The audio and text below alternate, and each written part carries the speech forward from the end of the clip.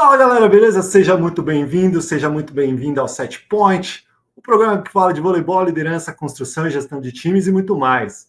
Meu nome é César Feijão Benatti e hoje não estou com o meu brother Peter Bristotti. Ele está de férias no Brasil, está aproveitando um tempo com a família e estou aqui solo hoje. E a gente vai ter um convidado especialíssimo como sempre, mas antes vou dar aquele recadinho do nosso curso, se você ainda não acessou esse QR Code que vai ficar na tela aqui o episódio todo, acessa lá, faça a inscrição do DNA do Líder Esportivo, que é um curso destinado a todos os profissionais do esporte que queiram se tornar o melhor líder e aprender as 6 habilidades fundamentais para inspirar atletas, formar equipes vencedoras e deixar a sua marca no esporte. E o QR Code vai ficar na tela, o link para inscrição também vai ficar na descrição. O link para a inscrição vai ficar na descrição desse episódio e você pode achar o link também nas nossas redes sociais, que a gente posta sempre, tá bom? E também, se você quiser vir para os Estados Unidos, você tem que acessar esse QR Code aqui e entrar em contato com o Lucas Negrin, da nossa querida Nexus Next, para você saber das 187 maneiras possíveis de vir para os Estados Unidos de maneira legal. Então, entra em contato com o Lucas Negrin, que ele vai te responder pessoalmente. Ele toma conta de todos os contatos dos clientes que vêm atrás do Ataque e Defesa, aqui do Set Point, e dos outros programas que também a gente divulga por aqui. E ele vai te dar os possíveis caminhos para você explorar esse sonho americano, que é que eu e Peter Bristotti estamos vivendo já há muito tempo. E também, se você quiser saber como que funciona o maior agência de atletas de voleibol do mundo, quiçá do planeta e região, você acessa o outro QR Code da Team GM, você vai saber como que o grande GG Maciel e o pessoal da Team GM lá, o Rafa Vandergor, o Matheus Bechara, Rafa Vinhedo, Lorena, toda essa galera trabalha com os atletas profissionais e você vai saber como que essa galera cuida dos atletas profissionais de maneira super, super legal, tá bom? Hoje a gente tem um convidado que faz parte dessa casa aqui. Recentemente foi adicionado ao canal Ataque e Defesa, então seja muito bem-vindo, Serginho Nogueira, grande Serginho. Serginho, muito obrigado por aceitar nosso convite. Bem-vindo ao programa Set Point, você que faz parte dessa casa maravilhosa, o canal Ataque e Defesa. Mas agora participando do nosso programa aqui, né? Então, quem sabe um dia eu e Peter Bristotti vamos lá no Fala Serginho. Serginho, seja muito bem-vindo, meu amigo. Já deixei o convite aqui de primeira mão. Estão convidadíssimos para participar do programa Fala Serginho no canal Ataque e Defesa. Está feito, já registrou aí, está gravando? Está tudo certo. Gravando. A próxima pergunta aí eu vou perguntar para você. O convidado já tem direito a ganhar esse curso sensacional aí? Como é que funciona isso? É link? É Pix? Como é que funciona? O QR Code vai ficar na tela. Depois você entra em contato comigo, com o Rafael, e a gente tem aquele desconto especial para pessoas da casa. Vamos deixar assim. Mas óbvio, né? Travou. É tão pesado que travou. Travou aí? Esse negócio tá me ouvindo? Jovem. Quer ganhar o curso. É verdade. Estamos de volta, hein? Depois de uma pequena trava na nossa querida internet, eu falei que você é da casa e, obviamente, a gente tem uma condição especial para você, óbvio, né? Mas vamos deixar o recado aqui, como acesse o QR Code que vai ficar na tela aqui o episódio todo, e aí depois a gente acerta os detalhes dentro de casa. César, é mais difícil set point ou match point? O mais difícil? Poxa, que pergunta, cara. Set point Set point, como o Set point é o nome do nosso programa aqui, eu vou puxar a sardinha para o nosso lado. Então, set point é melhor. Tô achando que eu tô na pressão do set point, hein? Agora segue lá, meu parceiro, mas vai devagar, hein? Beleza, fechou. Então, para falar um pouquinho da carreira do Serginho, que foi um líbero de altíssima performance. Ele começou lá no Minas, depois teve uma passagem pela Ubra, depois ficou mais muitos anos lá no Minas, depois uma passagem estrelar lá no Sada Cruzeiro e terminou a sua carreira jogando no Black Volley Beskid. É assim que fala o nome do time lá, É isso Serginho? aí, mandou bem. Você tá falando tcheco já. Tô Time da falando República tcheco já. Tcheca. Muito bom. Que bacana. Show de bola. Então me conta aí, meu amigo, como que você começou na sua carreira? Como que o nosso querido voleibol entrou na sua vida? Comecei no esporte aos 8, no Minas Tênis Clube. Aos 13 anos eu troquei literalmente os pés pelas mãos, né? Vocês percebem que eu jogo vôlei por hobby, mas eu sou bom mesmo no futebol. Eu que não cheguei a me profissionalizar. Mas eu gostava de bater uma bolinha, viu? Gostava. Aí no treino também eu gostava. Aquele aquecimento, aquela peladinha para aquecer, era mais legal do que o treino muitas vezes, viu? Para você que não sabe, a galera curte muitas vezes mais o aquecimento, o manchetão, manchetobol, pode chamar do nome que quiser, o futebol para aquecer, do que propriamente dito o treino. Dito isso, fui pro vôlei. Achei que eu era o grandão do futsal, né? Cheguei no vôlei, eu era o anão. Sempre fui o pequenininho, né? Ô, dureza! Mas passei no teste. E comecei a jogar, eu era levantador. Fiz a base toda no Minas. Meu primeiro técnico foi um russo, um cara que batia muito na tecla de saber fazer bem todos os fundamentos. E fica esse recado para quem está começando aí, quer jogar vôlei em alto nível, saber bem o básico. Sair bem do básico vai dar uma grande impulsão na carreira de atleta de vocês. Eu, com esse tamanho todo, os meus 1,85 m, que não tem nenhuma cara de jogador de vôlei, se você cruzar comigo no shopping, por exemplo, não souber que eu sou um ex-atleta, você vai falar, esse jovem, no máximo, ele pratica uma academia, mas desse tamanhozinho ele não pode ser atleta de vôlei.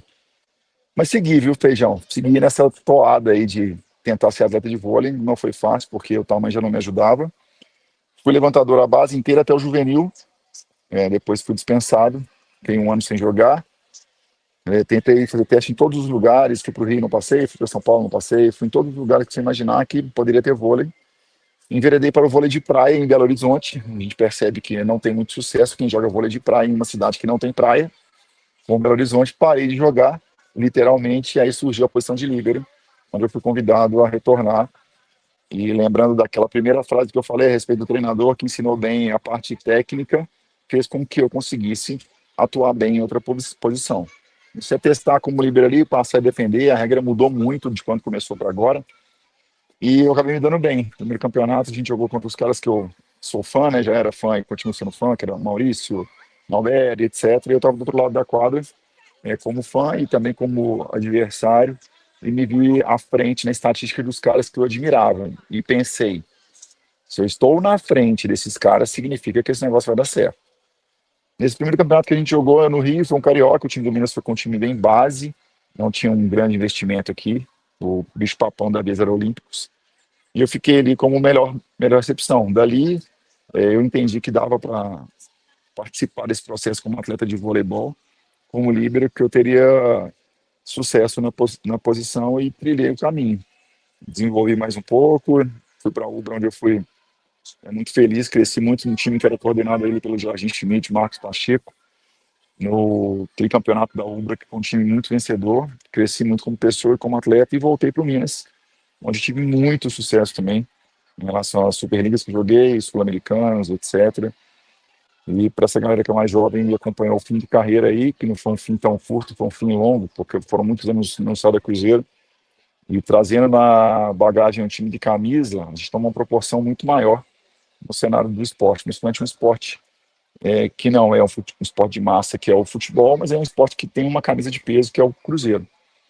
E fui extremamente feliz, eu acho que foi onde conseguiram extrair o melhor de mim, onde eu consegui evoluir, conquistar os maiores títulos da minha carreira, que me projetaram para esse cenário durante a carreira e pós-carreira também, como um atleta vencedor, um atleta que jogou por muito tempo ali no topo da montanha em grandes times.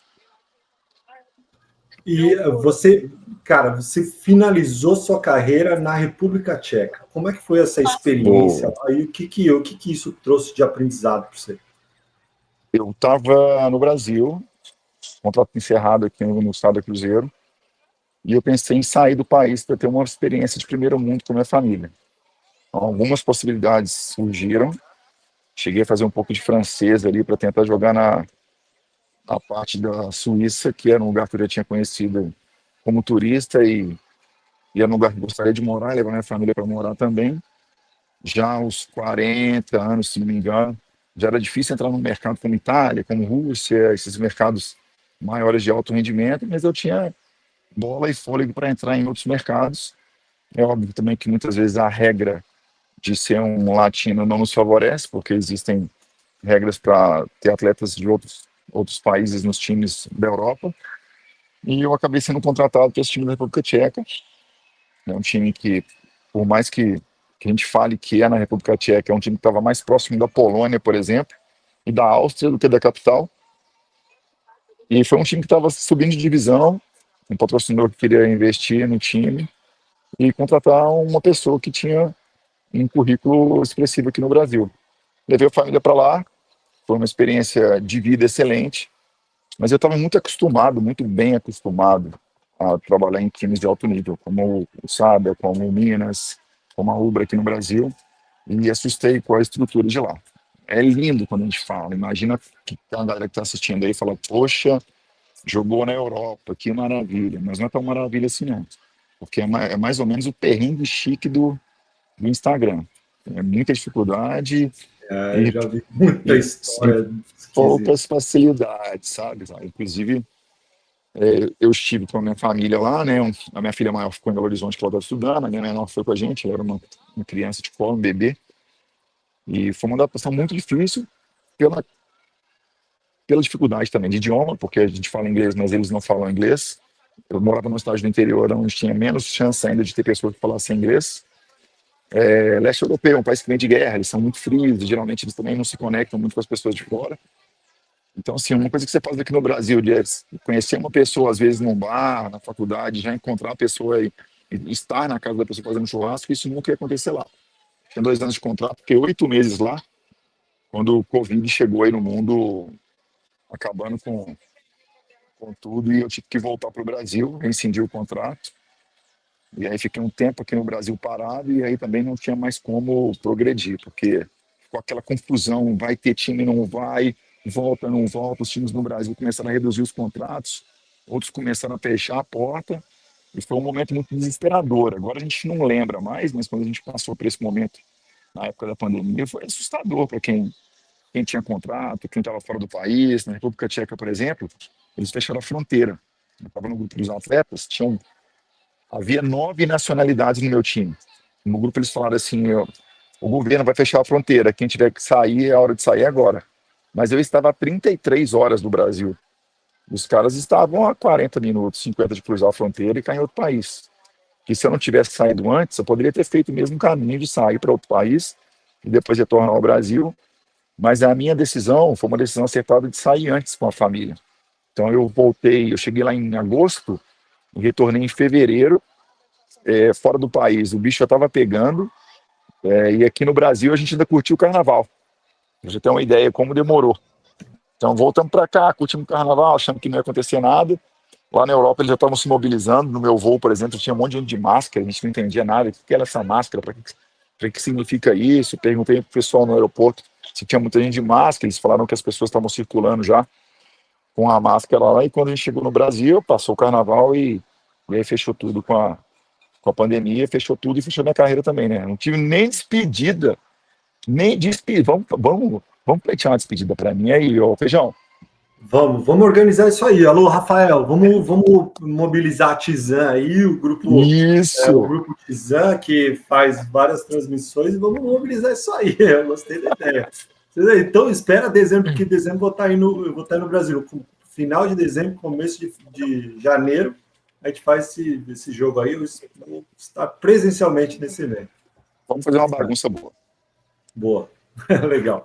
Serginho, você jogou com muita gente boa, né? Muitos companheiros de time que tiveram uma história espetacular, assim como a sua, muitos técnicos de renome, muitos líderes. A gente que tem o nosso curso, chama o DNA do líder esportivo.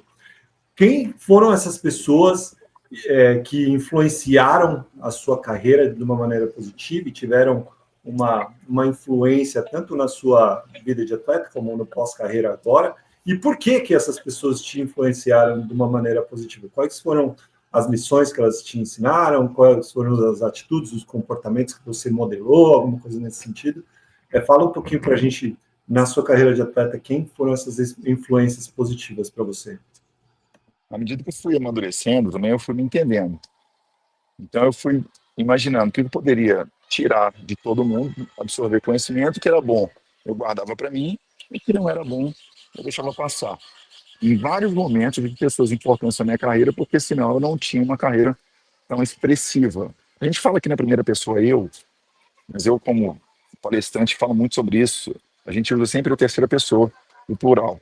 Somos sempre nós. O vôlei é um esporte extremamente coletivo, e sempre que a gente lidou com nós, ao invés de eu, deu certo.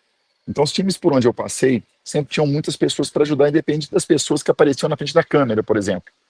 Mas se a gente for falar do grande público, assim, as pessoas que me deram a mão e muitas vezes me impulsionaram, foram as pessoas que estavam comigo, primeiramente, quando ninguém acreditava que eu seria um atleta de alto rendimento, que foi o primeiro, o técnico russo, chamado Mikhail, que abriu a porta para mim e falou: você passou no teste. Eu acho que foi a primeira oportunidade que eu tive de entrar no esporte e tentar desenvolver ali. É um cara que era muito disciplinador, como todo russo é, fechado, batia muito na porta em relação à técnica, que foi com que me deu todo essa qualidade para conseguir jogar em outras posições quando eu passasse a carreira e fosse evoluindo em relação aos anos, às categorias. Dali, né, do infanto para cá, passei por muita gente boa. É difícil citar nomes, mas eu consegui tirar, no mínimo, uma coisa positiva de todos que passaram por mim. Mesmo que seja uma coisa ruim.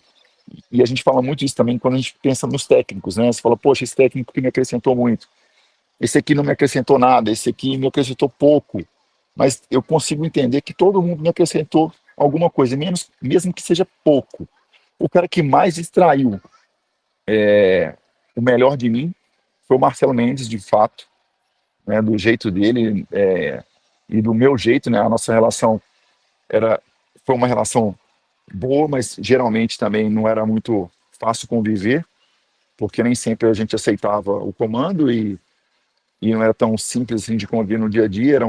Foram muitos anos de convivência e muito sucesso também. Então, assim, eu tenho uma gratidão pelo Marcelo Mendes gigante, por tudo que a gente conquistou junto, e por onde ele também me fez chegar, onde ele me fez enxergar e qual patamar eu cheguei sendo conduzido por ele. Passei pelo Minas por grandes técnicos, tive experiência com Mauro Graça, onde fui campeão aqui, Cebola, onde fui muito campeão no Minas, em outras oportunidades, mais no início da minha carreira também, que foi um dos caras que abriu a porta, e eu também consegui participar de muitas conquistas aqui no Minas, mesmo quando eu saí e retornei. Mas é muito difícil ficar apontando as pessoas, sabe? Como eu te disse anteriormente, é importante que a gente, nesse caminho aí na vida, a gente consiga captar o que tem de melhor de cada pessoa, de acordo com o que a gente imagina que é pertinente ou não, e deixar passar o que não é pertinente, né? Costumo dizer para a galera que antigamente era mais fácil jogar, porque o fã mandava uma carta. Na Páscoa mandava chocolate, no aniversário mandava presente. Agora, Hoje o amigo, cara você tá na rede social, o cara, você não sabe nem quem conecta. é, vem um maluco lá, um hater, falando o que ele quer, com perfil falso, se escondendo, e a galera tem que lidar com isso do lado de cá. Antigamente era muito mais respeitoso, agora é mais desrespeitoso, mais à flor da pele. Então, assim, mudou muito, e a gente começa a jogar o jogo, né? Acaba que a gente vai participando desse mundo novo e vai jogando esse jogo aí.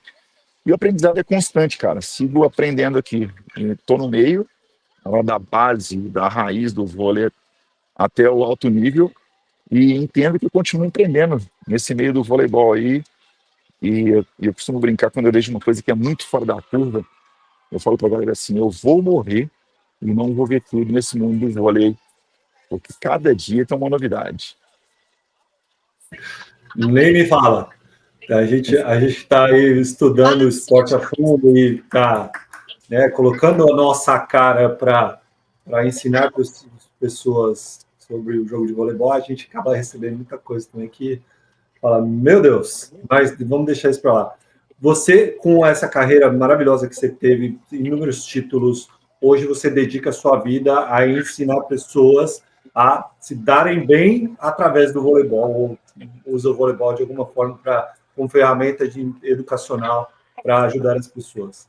Como que você pegou, quais foram essas lições que você aprendeu do tempo de atleta e você pega hoje, fala, não sei, talvez seja disciplina, talvez seja garra, talvez seja algumas coisas que o esporte te ensinou, como você usa isso para ensinar pessoas a se darem bem através do voleibol hoje? Atualmente eu vejo uma geração muito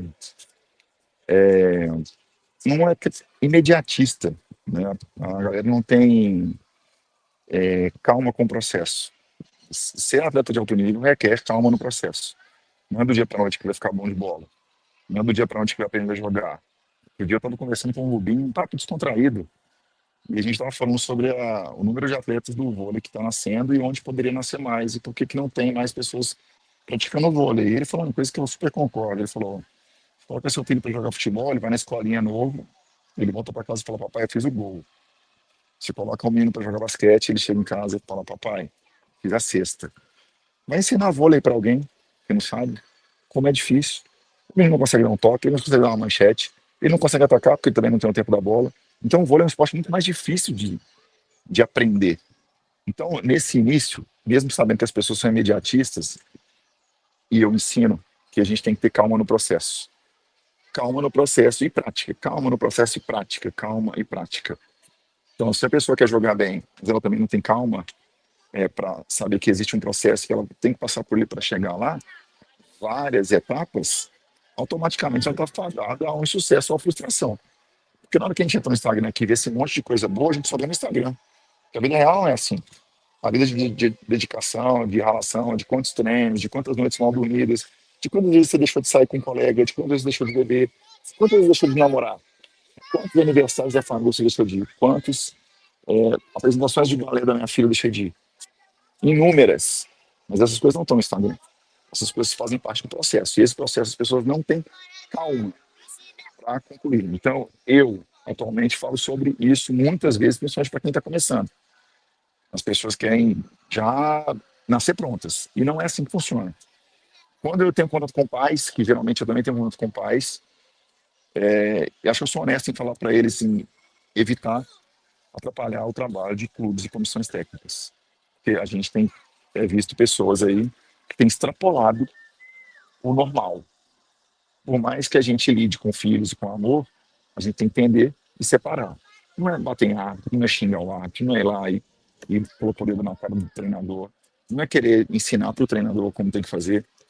E muitas vezes os pais têm atrapalhado o processo dos filhos. E esse processo tem que ser feito pelos filhos. Antigamente a gente tinha um problema na escola ou em qualquer lugar que seja, meu pai e minha mãe, imagino que vocês também, né? Falava: volta lá e resolve. Agora não, chega qualquer coisa em casa, peraí que eu vou lá e resolvo. A criança, o adolescente não tem tempo de resolver, porque você está resolvendo por ele. A mesma coisa acontece no vôlei. Olha o tanto de material humano que a gente tem no nosso país, e te dou um exemplo do Mundial de agora, tá? 32 equipes no masculino, começou por agora. A gente tem visto o time que a gente nunca ouviu falar jogando bem. Finlândia. Finlândia. A gente tá gravando no dia que a Finlândia ganhou da França e que a Bélgica ganhou da Itália. Quem imaginou que a Bélgica, um paísinho desse tamanhozinho, e a Finlândia, um país inexpressivo no mundo do voleibol, ia fazer frente à bicampeã olímpica França, ia fazer frente à Itália. É imensurável isso aí. E olha quantos atletas bons a gente tem no mundo jogando voleibol. Esse Mundial com 30, 32 equipes, no seu número certo, traz à tona aí um mundo de atletas que a gente nunca viu jogar. E que esses atletas muitas vezes não estão jogando no país de origem, tá? Geralmente os finlandeses jogam na França, na Polônia, na Itália, na Rússia, etc. E poucos devem jogar na Finlândia, assim como os belgas e outros países que têm um número menor de atletas e estão surpreendendo nos campeonatos mundiais, na VNL, onde a gente bate o olho na quadra e fala: não é possível que esse time está jogando esse nível. E é assustador. assustador. Eu estou errado? Você concorda comigo? Eu concordo plenamente, cara. Hoje, o tanto de globalização que o voleibol atingiu, né? Se conversar, a gente conversou com o Isanae a semana passada, que é técnico da Coreia, que é um técnico brasileiro que está fazendo um baita de um trabalho legal na Coreia. Ele comentou na outra vez que a gente gravou com ele que ele era técnico do Paquistão, que o Paquistão tem uma seleção super forte. Então, você vê esses times que não têm tradição mundial no voleibol crescendo, exportando atletas e essa globalização e o tanto de e a gente já fala em outras conversas, a gente já conversou quanto que a informação chega para todo mundo em real time lá, real time. Você Sim. pega o Polymetric, você pega a informação do mundo inteiro em relação a qualquer jogador de qualquer seleção do mundo hoje em dia. Entendeu? Então, voltando a falar sobre... Desculpa te cortar. Voltando a falar sobre isso, eu vou entrar nesse tema do Isanae. Isanae, por favor. quando eu comecei a falar sobre o processo, sobre a paciência, o Isanae estava no Minas, na base, como auxiliar técnico, ou antes de ser auxiliar técnico. Esse jovem hoje, que é técnico da Coreia, esteve no mundo árabe por muitos anos, depois esteve no Paquistão, eu não sei qual foi a trajetória, agora foi convidado para ser técnico da Coreia, mas comeu pão que o diabo amassou no processo. E se deu bem, competente, mas olha o tanto que esse cara suou para estar aí. Olha o tanto que esse cara suou para estar na Coreia, na seleção da Coreia, participando de um Mundial. Sem dúvida, sem dúvida. E você citou a questão dos pais, é a mesma coisa. A geração que agora está nesse caminho para ser atleta de voleibol, os pais também sofrem dessa ansiedade de querer que o processo seja acelerado, porque a gente vive num mundo acelerado. E quem não tiver essa consciência de focar no processo, assim como você falou, e você viveu isso muito bem como atleta, e eu vivi isso como técnico de voleibol, eu sou técnico de voleibol há 25 anos, entendeu? Hoje em dia eu ensino outros técnicos, mas eu levei 20 anos para aprender como ensinar técnico, ser técnico de voleibol, entendeu? Então tem um processo gigante aí, todo mundo tem que entender esse processo, né? Como funciona. Hoje, Feijão, eu presto uma consultoria para famílias. Uma consultoria online, Legal. presencial, onde Muito eu legal. sento com eles, pode colocar todo mundo no grupo que quiser participar, cachorro, papagaio, periquito, advogado, pai, mãe, filha, tia, sua, pode colocar todo mundo. A gente faz uma reunião para mapear o caminho.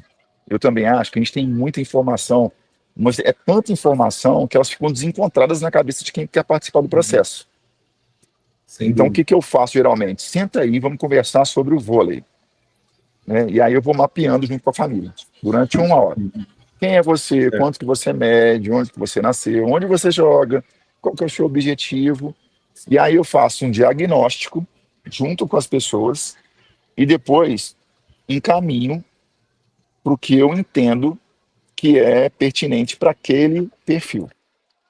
Nesse primeiro momento, os pais onde não sabem nada, eles têm um leque aberto, uma visão diferente do mundo do vôlei. Porque às vezes o menino está jogando lá na escola da cidade dele, ele é o melhor jogador. Mas, infelizmente, ele não vai chegar na seleção brasileira jogando na escola dele, no interior do estado. E aí a gente não descredibiliza o profissional que está ensinando ele lá, não, mas a gente tem que entender que existe um processo também que ele tem que sair de lá para crescer.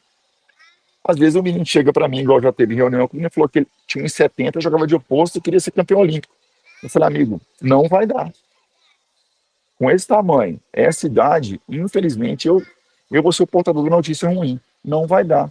Porque a gente está muito acostumado a ficar rolando o feed, ficar lendo mensagem motivacional. Acredita, persistência, resiliência. Mas como? A que custo? Plano A, plano B, quantos planos vocês têm para que a coisa dê certo nesse caminho que vocês querem seguir do vôlei? Falo sobre estudar e jogar, falo sobre intercâmbio, falo sobre vôlei profissional no Brasil, falo sobre vôlei fora do país. Então eu entrego um caminho, e aí depois eles começam a caminhar com as próprias pernas. Se eles quiserem outro produto, eu entro com outro produto. Então é um low ticket até um high ticket para que eles entendam o mundo do vôlei. Eu falo sobre tudo, óbvio, do meu jeito, com a minha visão do esporte do vôlei no momento atual. Alegria, alegria, Peter Feijão, que convidado maravilhoso hoje no Set Point. Grande Serginho, prazer falar contigo mais uma vez. E olha, aqui nos Estados Unidos a gente está em franca expansão. A Nexus Next, ela está passando por um momento de transformação, de agregar negócios e ajudar cada vez mais pessoas a terem acesso à economia americana, seja morando, seja investindo, seja os dois. Então tem um convite. QR Code na tela. Vem falar comigo e eu vou te oferecer de graça os números da sua profissão aqui nos Estados Unidos ou da sua área de atuação. Seja ela a parte de logística, de marketing, tecnologia, engenharia, eu vou te oferecer de graça nesse bate-papo um dossiê, números bem palpudos para que vocês possam entender o tamanho que é a economia aqui nos Estados Unidos. Então, QR Code na tela, estamos passando por um momento muito interessante e eu quero que você faça parte disso. Então, tenha coragem e ousadia. Vem aqui falar comigo, QR Code na tela. Um forte abraço, um bom programa a todos e conte comigo sempre. Interessantíssimo. E, cara, a gente fala muito para técnicos de voleibol aqui, né?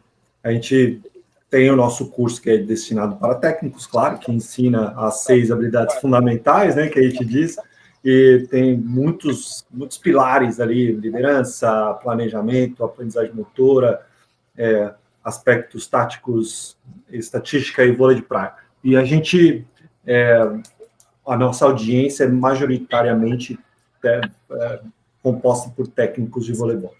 O que você, como um cara que viveu o voleibol por muitos anos, né, como atleta e agora faz essa consultoria com pessoas que querem se dar bem no voleibol, principalmente atletas, mas qual a dica você daria para técnicos de voleibol? O que você faria? Qual é a linha que você educaria um possível cara que quer chegar num alto nível como técnico?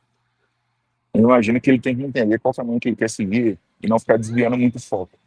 Porque como a gente tem muita informação, muitas vezes a gente sai do caminho e aí procura fazer uma coisa diferente do que está estabelecido. Então, criar um planejamento e seguir é importante para entender e entrar nesse processo vitorioso. Se ele está comprando um curso de vocês, por exemplo, que ele siga o curso. É óbvio que a gente tem muitas ferramentas fora do curso, mas ele tem um encaminhamento, ele tem uma base, ele tem onde consultar, ele tem um planejamento. Porque se ele ouviu o Serginho, ouviu o Joãozinho, ouviu a Mariazinha, ouviu o Feijão, ele ouviu todo mundo, ele não tem uma perspectiva direcionada, alinhada. Então é aquele tipo, me dá uma opinião, mas opinião embasada em quê? O curso de vocês tem um embasamento de pessoas que estão no mercado há 20 anos. Então isso é um norte. Que tem um norte, que não fica atirando para tudo quanto é lado. Tenham um norte e consigam trilhar esse caminho. Óbvio que no meio do caminho vai ter uma coisa ou outra ali importante. Façam cursos, é importante, mas tenham planejamento e sigam uma linha para não ficar destoando muito do foco. Mesmo porque a gente tem o curso, mas a gente não oferece emprego ainda, né? Ainda. De fato. A gente oferece a parte educacional, claro, né? O que, obviamente, é importante. E, Serginho, e agora você está atacando de repórter, cara. O Fala Serginho, que é um quadro super legal aqui dentro desse canal, Ataque e Defesa. Fala como é que está sendo essa experiência e o que você está aprendendo com essa experiência também. Pô, vou contar uma para vocês aqui que eu não falei e lembrei agora. Quando eu fui jogar na República Tcheca, eu era correspondente internacional do jornal O Tempo. Então eu fazia parte, sério. Sensacional. Eu fazia parte do vôlei na Europa. Então, como eu estava muito perto da Polônia, eu fazia República Tcheca, eu fazia Polônia, fazia curiosidades da Europa. Então eu tinha o microfone, o meu telefone, mais algumas coisas assim, e gravava semanalmente. E aí eu tinha um nome no quadro, e o quadro ficava online e saía no jornal também, toda semana. Então eu tive uma primeira experiência com a comunicação lá enquanto atleta, né, de viver fora do país e de mostrar para as pessoas como era uma vida lá fora, de dia a dia mesmo, de perrengues, de como fazia. Lá na República Tcheca, por exemplo, eles entregavam a chave para 2 atletas e cada um ia dirigindo uma van com a galera.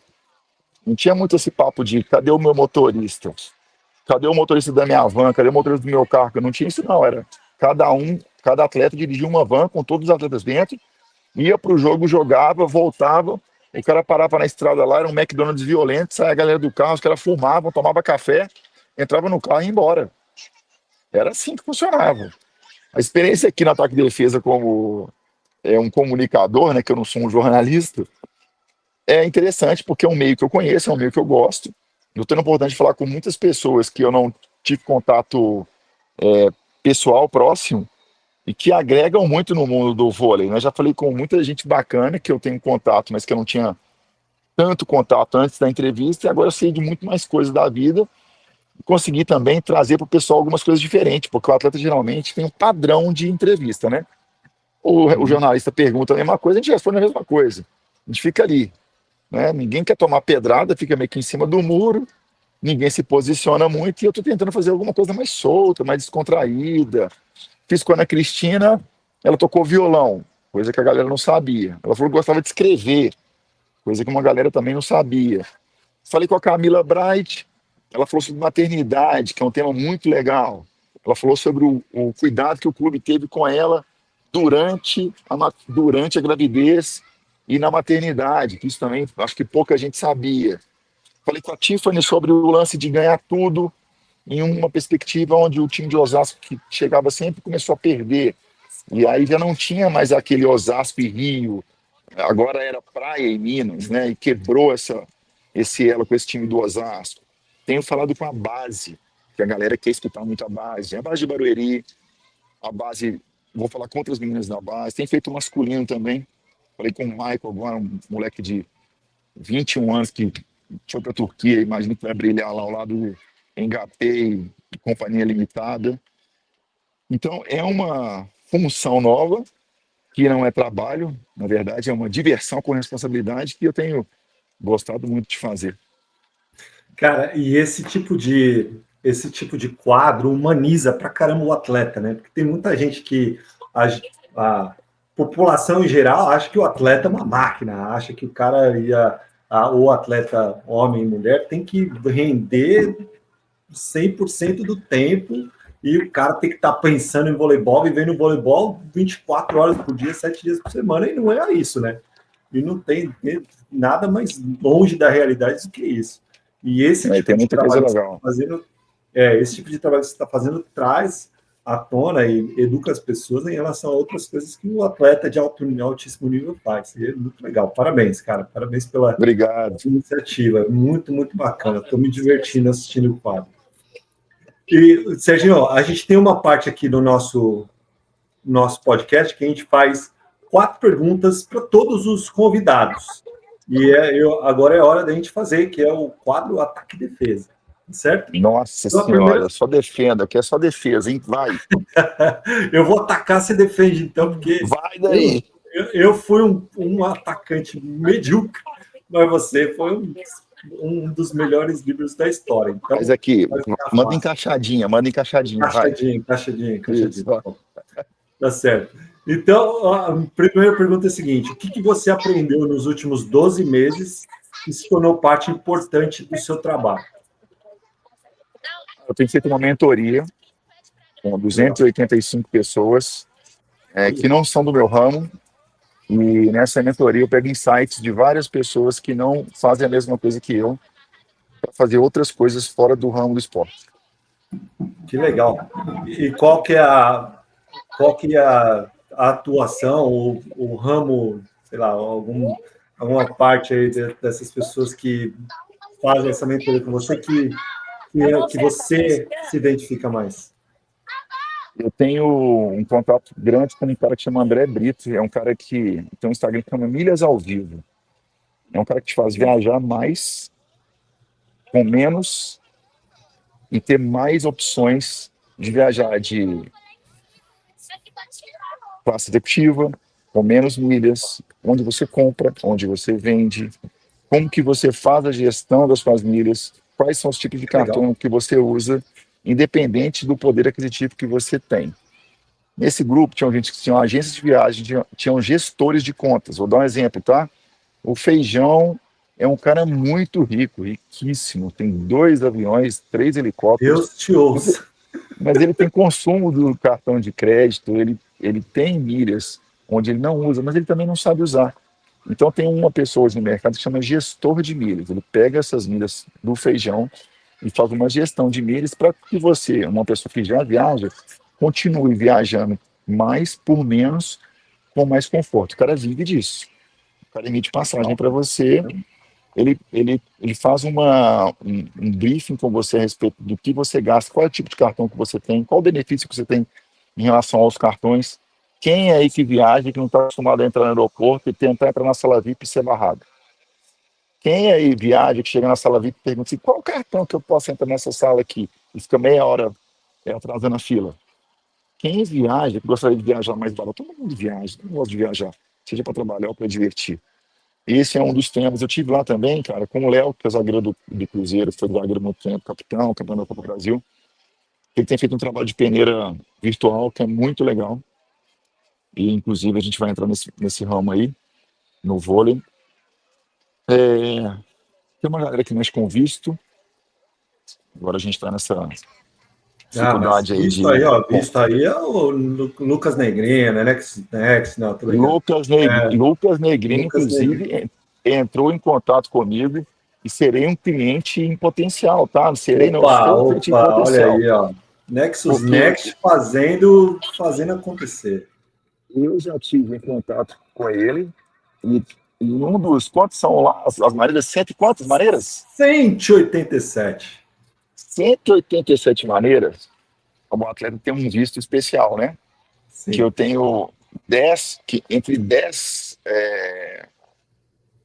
não sei a palavra, né? Eu sei assim, de 10 eu me encaixo em 8 para pleitear esse visto. Então, agora, se eu quiser dar entrada com ele, é só falar agora eu quero e pagar aquela bolada que vai dar certo, porque o cara faz acontecer mesmo, tá? Mas o Lucas e a Nexus Next, ele ajuda nessa parte financeira também, que eu sei. Ele é um parceiro. Tem dado certo, já foi uma coisa que eu pensei, tá? Eu bati na trave, mas eu falei, poxa, mas eu vou para os Estados Unidos, mas eu vou fazer o que lá, gente? Que é isso? Tô nessa aí, tô pensando, hein? O homem é bom. Vamos conversar offline que eu tenho como te ajudar também. Não só o negócio mas César Feijão Benatti pode te ajudar nessa também, e o Peter também, né? O Peter que não está aqui hoje com a gente, mas ele também pode ajudar. Mas a próxima pergunta é a seguinte. Boa. A próxima pergunta é a seguinte, Serginho. O que você acha que eu deveria ter te perguntado e eu não perguntei? Ou alguma coisa que a gente não falou aqui que a nossa audiência poderia saber?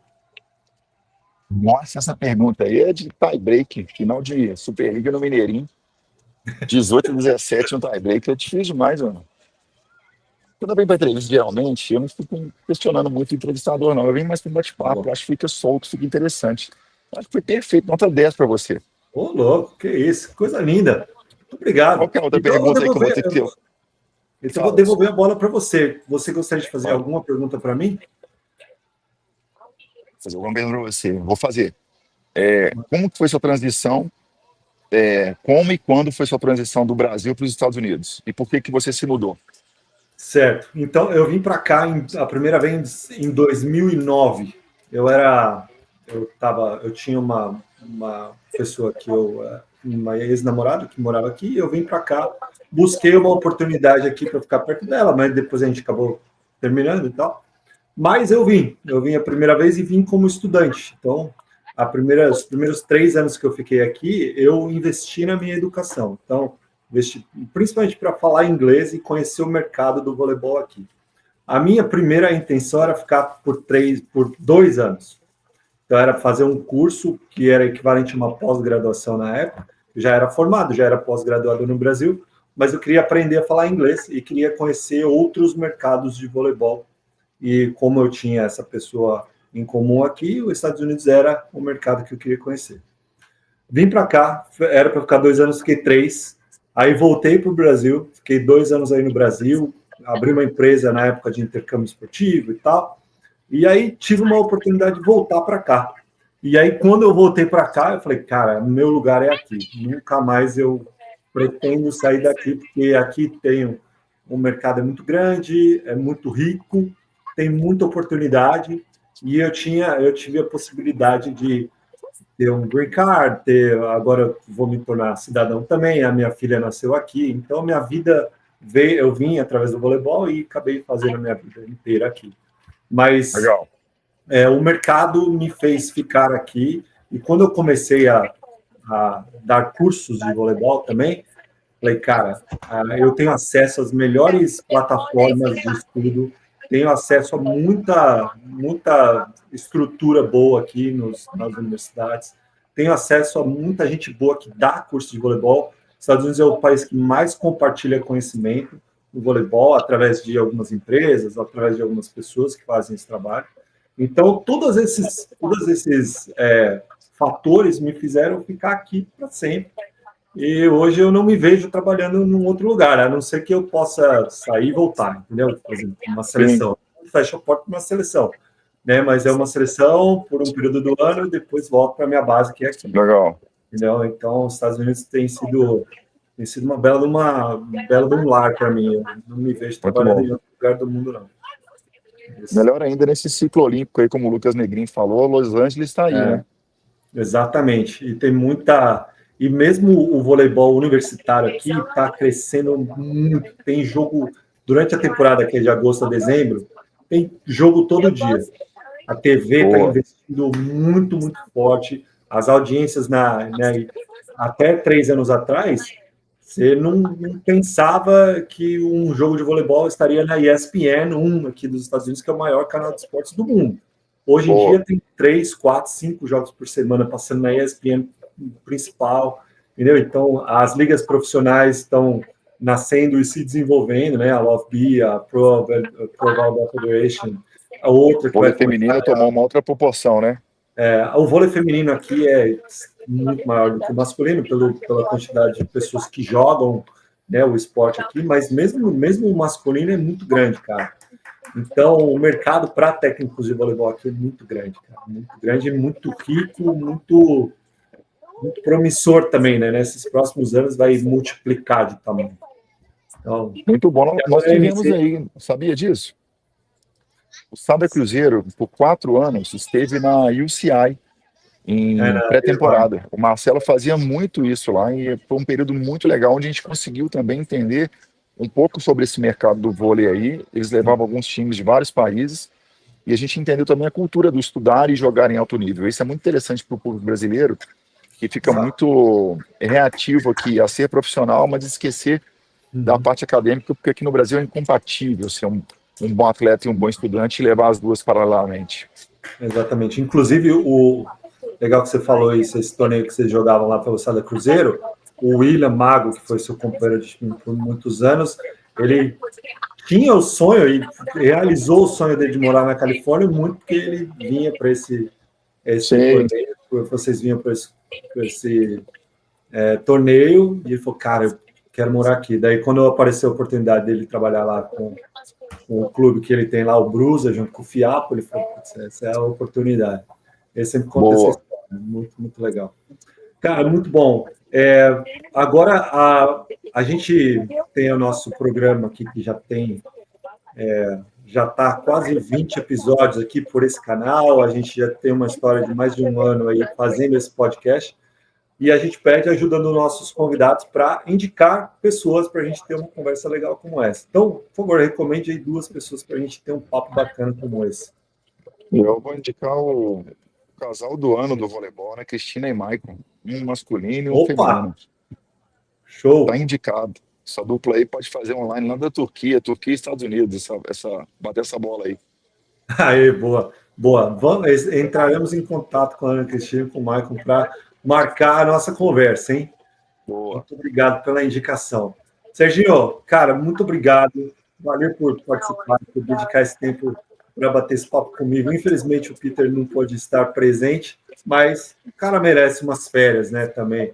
Ele merece tempinho de descanso com a família, ele que está com a mãe dele lá, aproveitando umas férias em Campinas, mas fica aqui o nosso agradecimento. Desejo para você todo o sucesso do mundo. É muito legal ver um atleta que jogou em altíssimo nível ainda ficar no esporte e ajudar as pessoas através do voleibol, que é a nossa missão de vida também, A gente não foi atleta de altíssimo nível, mas a gente tem a nossa contribuiçãozinha pequenininha lá, educando técnicos, educando atletas e as pessoas que nos assistem, e você com esse seu trabalho maravilhoso em todas as áreas que você tem atuado hoje em dia, está fazendo isso também. Então, muito obrigado, meu amigo. Muito obrigado mesmo Valeu, cara. compartilhar o seu tempo, o seu conhecimento com a gente. Obrigado a vocês pelo convite. Isso aqui não é trabalho, isso aqui é um prazer falar sobre vôlei. Foi divertido, foi descontraído e é assim que deve ser. Obrigado pelo convite, parabéns pelo canal e sucesso para nós.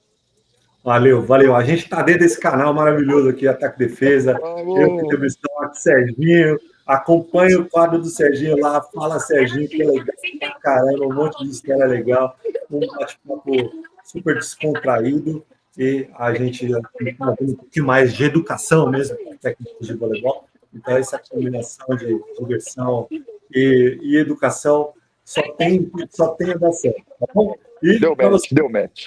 Deu match, deu match. E para você que acompanhou esse episódio até aqui, muito obrigado. Clica no QR Code com na tela aqui o episódio inteiro. Faz o nosso curso DNA do Líder Esportivo, que são as 6 habilidades fundamentais para você se tornar um líder de sucesso e se tornar o melhor técnico de voleibol, claro. E se você quiser vir para os Estados Unidos e explorar as 187 maneiras de vir legalmente para cá, fala com o Lucas Negrin. Acesse o link que ficou na descrição desse vídeo aqui. E se você quiser saber como a Team GM cuida dos atletas, é um monte de atleta que está fazendo sucesso pra caramba no mundo do voleibol aí, clica no link que ficou na descrição também e veja o trabalho que o GG e o seu time da Team GM fazem com todos esses atletas, tá certo? A gente se vê a semana que vem e, como diz o meu amigo Peter Bristott, volte para conferir o próximo, hein? E confere também o Fala Serginho lá no canal Ataque e Defesa. Beleza, galera? Valeu. Serginho, um abraço. Até a próxima, meu amigo. Um abraço, pessoal. É mais. Até o próximo. E a partir de hoje, a gente está lançando o nosso curso, o DNA do Líder Esportivo. É isso aí. É um curso onde você vai aprender 6 habilidades fundamentais para inspirar atletas, formar equipes vencedoras, deixar sua marca no esporte. Esse curso aqui é para você construir o seu legado no esporte. Exatamente. E para quem que é esse curso? Esse curso é para técnicos, coordenadores de programas esportivos, ex-atletas, se você quer iniciar uma carreira de sucesso como treinador, como técnico, professores e professoras de educação física que querem se aprofundar na gestão de equipes esportivas e profissionais em geral, que sonham em deixar um legado no esporte. Líderes esportivos, profissionais do esporte, assistente técnico, preparador físico, atleta, professor, professora, esse curso é para você. É isso aí. A gente quer que, através desse curso, você desbloqueie o verdadeiro potencial da sua liderança. Aqui você vai aprender muito mais do que protocolos, você vai aprender a desenvolver seu pensamento crítico, aprender a planejar treinos com intenção, propósito, adaptar esses treinos também à sua realidade. Você vai entender como que o atleta aprende, uma parte muito importante, a aprendizagem motora. Você vai se tornar um professor muito mais completo, reflexivo, preparado, e você vai poder criar suas próprias dinâmicas. A gente não quer que você repita o que está por aí, a gente quer que você crie as suas próprias metodologias, tá certo? Então, aqui você vai descobrir como conectar teoria com prática da base e do alto nível. Sempre eu falando um pouquinho mais em relação ao alto nível e o Peter falando em relação à base. E a gente tem muitos módulos desse curso que vão fazer você ter esse tipo de ferramenta. No final do curso, então a gente espera que você tenha autonomia, uma visão estratégica para liderar suas equipes, que você seja capaz de identificar e desenvolver os talentos com equipes de alta performance. E aí nós não estamos falando somente do altíssimo nível, não. Você pode ter uma alta performance nas categorias de base também, e a gente vai falar muito sobre isso nesse curso. A gente quer que você deixe um legado de valor como técnico, como gestor, que você seja reconhecido, reconhecida pela sua excelência profissional. As metodologias são extremamente atualizadas e a gente quer que você otimize o seu desempenho, o desempenho dos seus atletas, de forma que você seja capaz também de trazer decisões táticas precisas e que sejam muito eficientes lá em momentos críticos do jogo. Não espere mais para adquirir esse curso e para construir um legado que vai durar muito tempo. É isso aí. E a gente tem um cronograma de aulas que são 6 módulos básicos que vão falar de liderança, planejamento, aprendizagem motora, aspectos táticos, estatística e um módulo extra que é de voleibol de praia, que também vai te dar muitas ferramentas para você trabalhar com todos os seus atletas em todos esses âmbitos. E a gente gosta de falar das nossas teorias de uma maneira holística. Tudo está conectado, uma coisa está conectada com a outra. Então, se você tiver interesse de participar desse curso, acesse o QR Code, acessa o link que está na descrição desse vídeo e adquira já esse curso que você não vai se arrepender. E aí você vai passar mais de 12 horas comigo e Peter Bristotti dentro do curso. Certo, Peter? É isso daí. É um privilégio estar aqui com você. A gente vai aprender junto nesse curso. Vem com a gente. É isso aí. A gente te vê do lado de dentro.